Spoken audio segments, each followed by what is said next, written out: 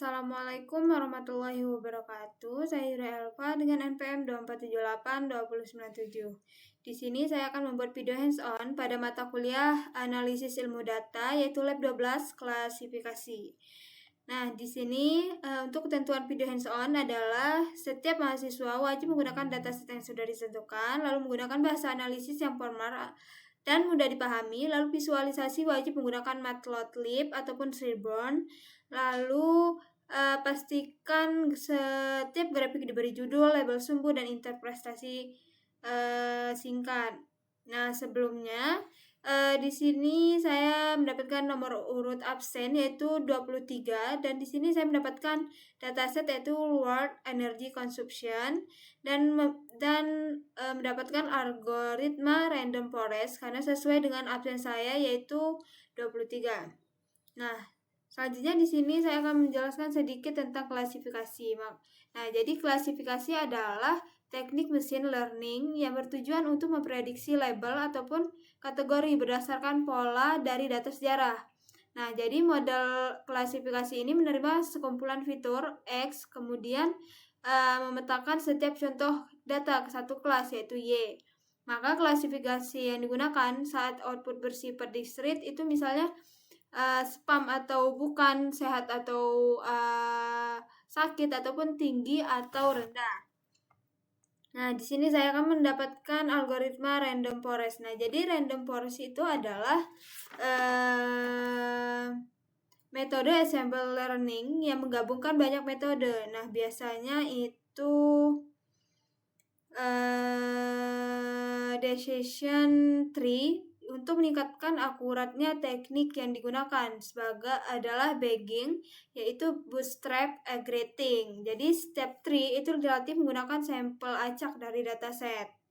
Nah, selanjutnya hal ini dapat mengurangi variance dan mencegah overfitting pada tree tunggal. Nah, selanjutnya di sini pada Google Colab-nya.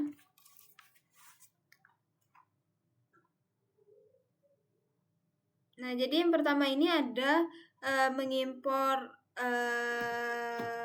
load dataset. Nah, yang pertama di sini akan mengimpor library yaitu Pandas, NumPy, Matplotlib, lalu Seaborn. Nah, jadi kemudian dataset World Energy Consumption ini akan dibaca menggunakan fungsi pd.readcsp ini. Maka dari output di sini terlihat bahwa jumlah barisnya itu ada 14.073. Nah, jadi dengan berbagai kolom yaitu termasuk country, years, ISO code, population, GDP, beautiful constants, city, beautiful constants, TWH, dan banyak lagi di sini. Nah, jadi pada tahap yang pertama ini bertujuan untuk memastikan bahwa dataset itu sudah berhasil dimuat dengan benar sebelum pemrosesan data. Nah, selanjutnya di sini ada pembersihan data. Nah, di pembersihan data di sini memiliki kolom penting yaitu country, years, dan population. Nah, jadi ini wajib menjadi nilai lengkap sehingga baris ini baris pada baris yang kosong, maka dia akan menggunakan fungsi drop. Nah, yaitu gunanya untuk menghapus baris yang kosong itu. Nah, jadi setelah dibersihkan, maka variabel variabel energi yang digunakan saat memilih fitur setelah diproses pembersihannya, maka bentuk dataset di sini menjadi stabil yaitu 2028.6 dan 131. Nah, di sini terlihat bahwa dimensi sebelumnya cleaning yaitu 2586 dan setelah cleaning. Nah, di sini juga mengambil 5 baris teratas yaitu ada 2021, 2002, 2003, 2004. Nah, selanjutnya di sini ada pemilihan fitur. Nah, di pilihan fitur ini memilih beberapa fitur utama yang berkaitan dengan population, GDP, beautiful shares, electricity demand, lalu renewables, electricity. Nah, jadi di sini saya menjumlahkan variabel energi tertentu dari satu fitur, yaitu bernama total energi. Nah, fitur ini kemudian akan digunakan sebagai dasar dari menentukan kelas target. Nah, di sini ini fitur yang dipilih, yang digunakan itu population, GDP, demand, lalu electricity, dan di sini mabel 5 baris teratas. Selanjutnya yang keempat adalah encoding dan pembuatan label. Nah, di sini pada tahap ini jadi karena variabel country ini bersifat kategorikal, di sini saya melakukan encoding merupakan label encore. Nah, jadi setelah itu akan membuat target klasifikasi secara manual. Nah, data dikategorikan itu menjadi 2 kelas, yaitu kelas 1 yaitu high, lalu kelas 0 adalah low, adalah low.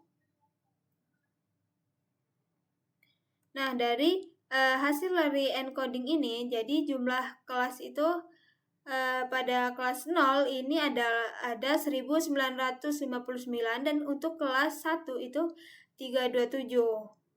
Nah, di sini juga finalnya encoding dan label selesai, itu jumlah fiturnya ada 6 dan jumlah sampel di sini ada 2028. Selanjutnya yang kelima adalah split data. Nah, di split data ini data akan dibagi menjadi training dan testing dengan rasio 80 dan dibanding 20 menggunakan fungsi train, test, split. Nah, jadi jumlah data pada training itu adalah 1828 baris, sedangkan kalau data testing itu dapat 458 baris. Nah, jadi pembagian ini diperlukan agar model dapat dilatih dan diuji secara terpisah. Selanjutnya di sini yang keenam ada model random forest. Nah, di sini menggunakan model random forest itu yaitu menggunakan 150 pohon keputusan.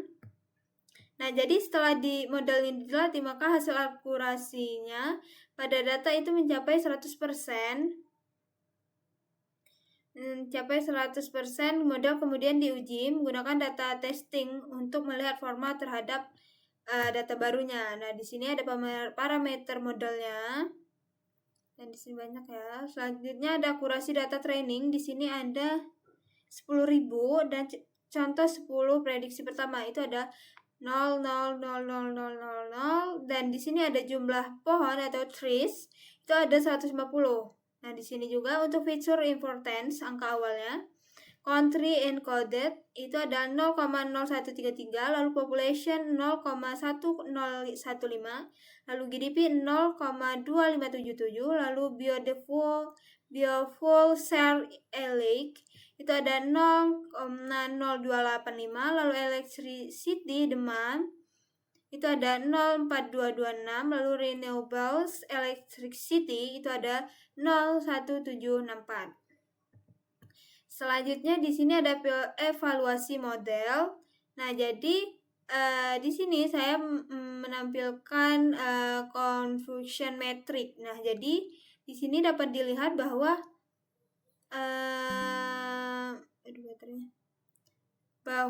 model ini dapat mengklasifikasi data dengan sangat baik. Dari 45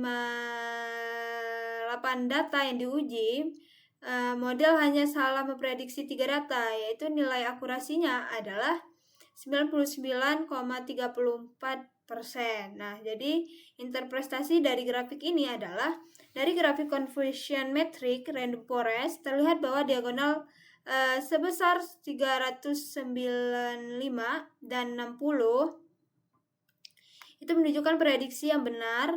Lalu sedangkan nilai kesalahan kecil yaitu hanya 1 dan 2. Hal ini menunjukkan bahwa model memiliki kemampuan klasifikasi yang sangat baik. Oke, selanjutnya yang terakhir adalah yang ke-8 yaitu feature importance. Nah, jadi pada tahap terakhir ini yaitu visualisasi importance features. Nah, jadi fitur ini dia berpengaruh dalam menentukan kelas energi adalah electricity demand dengan kontribusi hampir 48% disusul oleh GDP lalu renewable electricity dan population. Nah, di sini dapat dilihat. Nah, jadi untuk interpretasi pada grafik ini adalah, jadi berarti model yang menilai bahwa membutuhkan kebutuhan listrik dan kondisi ekonomi negara merupakan faktor terbesar dalam menentukan apakah suatu negara termasuk kategori konsumsi energi tinggi ataupun rendah. Oke, sudah selesai untuk Google Colab-nya, penjelasan Google Colab-nya. Selanjutnya kesimpulan. Nah, jadi berdasarkan hasil dari analisis dapat disimpulkan bahwa algoritma random forest ini bekerja dengan sangat baik pada dataset ini dengan akurasi mencapai 99,34%. Jadi model random forest ini mampu mengidentifikasi pola konsumsi energi berdasarkan faktor demografi dan indikator energi. Oke. Jadi mungkin sekian dari saya untuk hands-on pada lab 12 ini. Mohon maaf bila ada kekurangan kata. Saya akhiri. Wassalamualaikum warahmatullahi wabarakatuh.